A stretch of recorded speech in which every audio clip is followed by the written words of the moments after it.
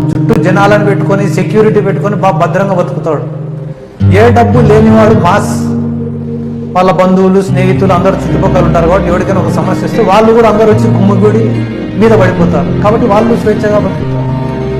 కానీ ఇదే సమాజంలో పొద్దున్నే 5 గంటలకు లేచి పిల్లల్ని రెడీ చేసి స్కూలుకు పంపించి ఇంటికి వచ్చి రెడీ అయ్యి ఆఫీస్కి పోయి సాయంత్రం 5 గంటలకు ఇంటికి వచ్చి భార్యను తీసుకొని అట్లా రోడ్డుపైకి పోదామంటే ఎవడేం కామెంట్ చేస్తాడో అని భయపడకుండా బిక్కుబిక్కుమంటూ బతుకుతారు చూడు మిడిల్ క్లాస్.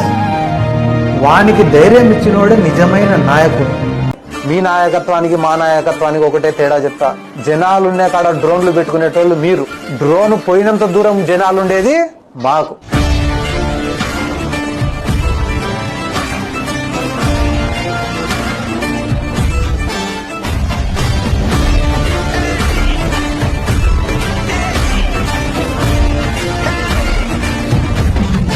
జీవితంలో మనిషి 2 చోట్లకు పోకూడదు.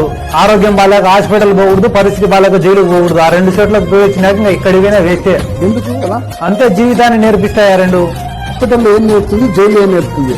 హాస్పిటల్ సావును చూపిస్తుంది, జైలు జీవితాన్ని చూపిస్తుంది. జీవితంలో మనిషి 2 చోట్లకు పోకూడదు.